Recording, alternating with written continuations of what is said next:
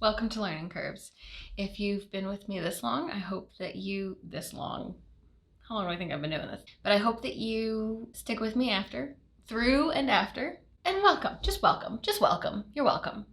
Not you're welcome like, you are welcome here. Oh boy. I would like to start off by saying, I'm sure you've read the title of this video. If you are looking for expert information or really any kind of conversation about the nuances of racism, about what it is, about how it exists historically, how you can see it now, about the police, about the justice system, about socioeconomics, any of that, this is not that. I have no business talking about any of those things, and so I will not be doing so here. If you are a person of color watching this video, thank you, welcome, hello. You and I both know there is nothing I could tell you about racism that you do not already know. While I do hope that my channel is an inclusive place where everyone is welcome, this is like learning the alphabet, and you are like writing your 50th dissertation. You don't need to learn the alphabet, you're familiar. So this is rooted in a post from Sonia Renee Taylor, which I'll link below. I love doing that. I don't know. She was saying white people need to be talking to white people. So that's what this is. Again, if you're a person of color, you're welcome to stick around. But in this video, I'm more so talking to white people because I have no business talking to people of color about race and racism. Now for the rest of y'all. Hi! My background and my understanding of racism can pretty much be summed up in the sentence, I was raised in a Catholic family in South St. Louis City. The Catholic part I think is important because I kind of feel like Catholicism is sort of like Judaism, where it's not just religious but also cultural. Being part of a Catholic family and in a Catholic community meant embodying a lot of the Catholic culture. You know, it was the whole be a good person, be nice to other people, be a good person. And I saw my parents practicing that. They were generous with their money, they were generous with their time, and they were generous with their space. We opened up our home to about 30 different people, aside from my 6 siblings and my 2 parents who have lived in that home at one point or another. They practiced what they preached. And, you know, I saw a lot of nice, good people in that community. So I say Catholic family and I say South St. Louis City. St. Louis as a city is incredibly diverse. Well, at least white and black diverse. I think the numbers I found have been not incredibly recent. If I only would have done this after the census. It looks like we're about 45% white, 45% black, and 10% other minorities. While it is a really diverse city, it is an incredibly segregated city. If you are from St. Louis, it is no surprise that my white skin lives in South St. Louis. I would guess 40 of the 45% of white people who live within the city live in South St. Louis, and I would guess 40 of the 45% of black people who live in the city live in North St. Louis. Even though the city is incredibly segregated, I did grow up with diversity in my home. One of those 30 people who lived in our home was a sort of live-in nanny who had immigrated from Ecuador. So Spanish was spoken in our home, I think well by my mom, and I know terribly by my father. And a lot of my parents' coworkers are international, so we heard a lot of different sounding names that didn't sound white or American. We heard a lot of different accents. But St. Louis is not 45% Ecuadorian or Hispanic, Indian, Pakistani, Syrian, or Middle Eastern. It's 45% white and 45% black. And I did not have a lot of interactions with black people growing up. And if I had a positive interaction with a black person, and I do make the distinction, because growing up, for me, there was a difference. You know, I did have racial diversity with non-black people. It did feel like a distinction. It did feel like a separate group. I didn't understand that at the time. I didn't see that at the time, but it did feel different. And I would remember, you know, if, again, having an interaction with a black woman at Target, and if it was positive, I remember being so proud. So I did it. I furthered non-racism.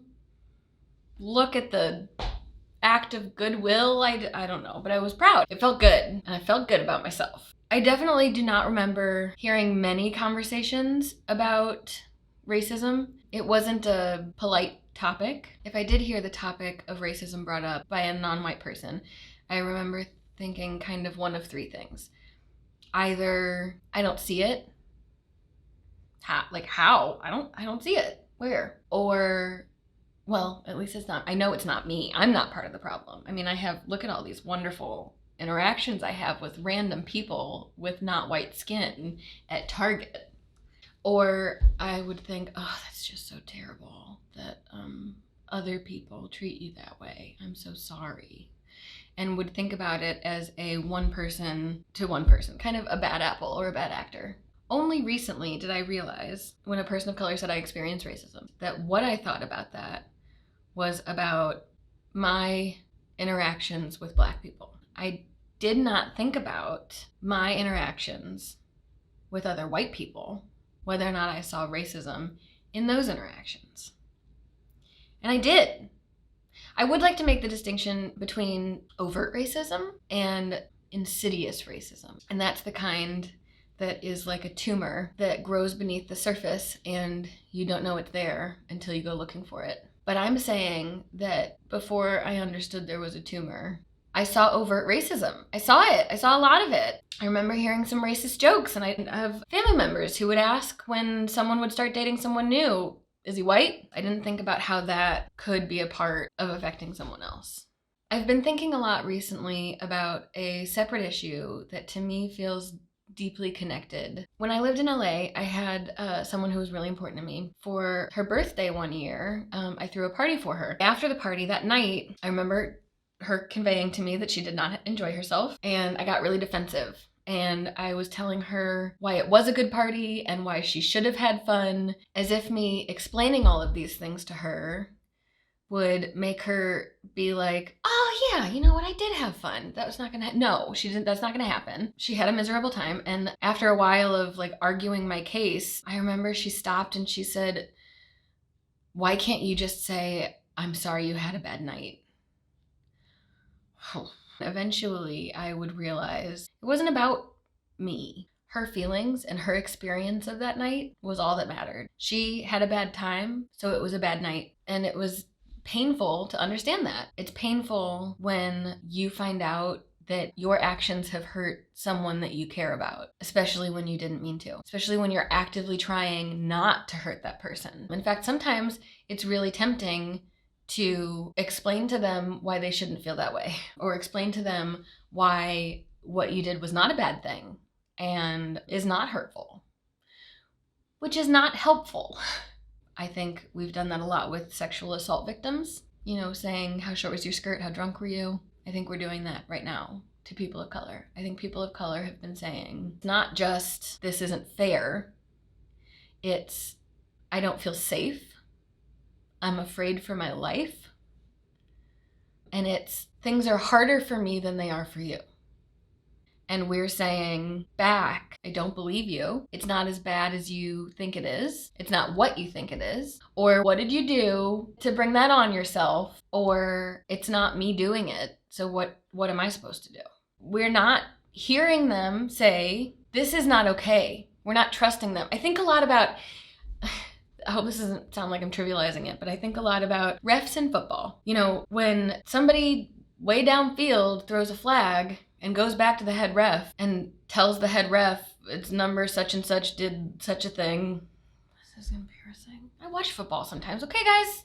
When that ref comes back and tells the head ref this was something that was done that was against the rules, the head ref doesn't say, let me review the tape for myself. Let me see. Then we'll see. No, he calls it out. He hears it and he calls it out. And I feel like we need to be doing that. I think we have a hard time hearing each other and believing each other when we say, my experience of something was not okay. Because it's so painful to understand that even when you didn't mean to hurt someone, you still did it. I think that it's really tempting to not hear them when they say, this happened to me and it hurt. People of color are saying, I experience racism daily. There are a couple outliers. But when 99.9999999% of a community, and it's multiple communities, are saying, I'm scared for my life, and we're saying, how short was your skirt?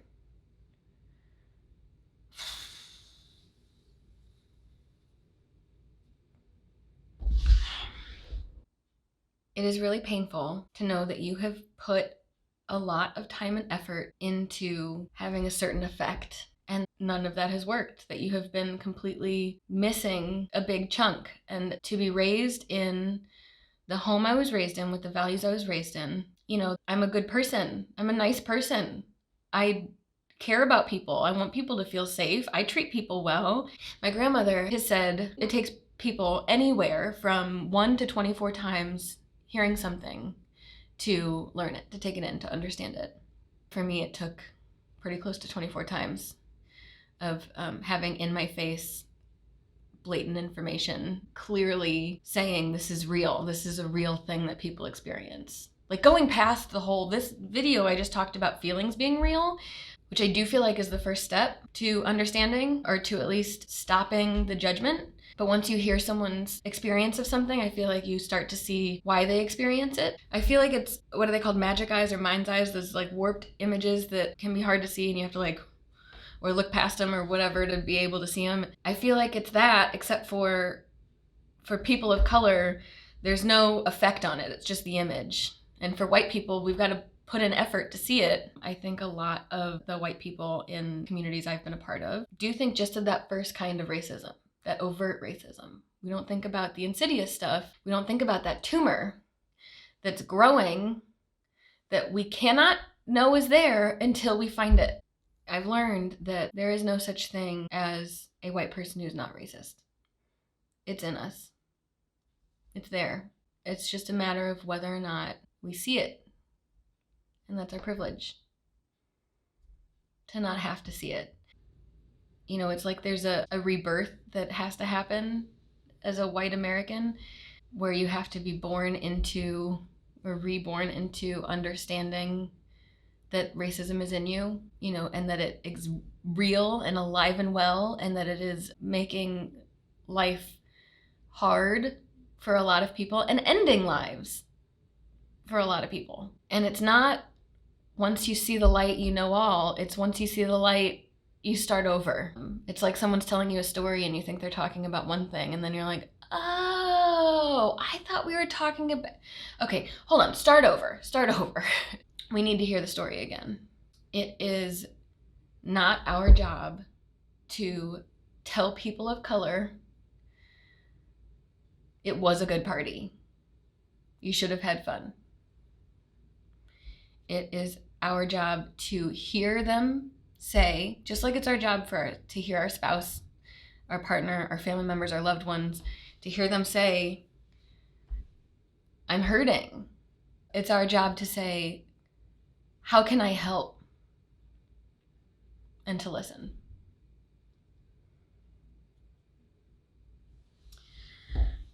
So I would like to say, for my part, if there are any people of color still watching, thank you. I am so sorry.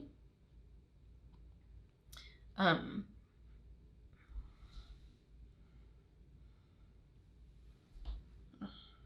even feel like my emotions are insulting.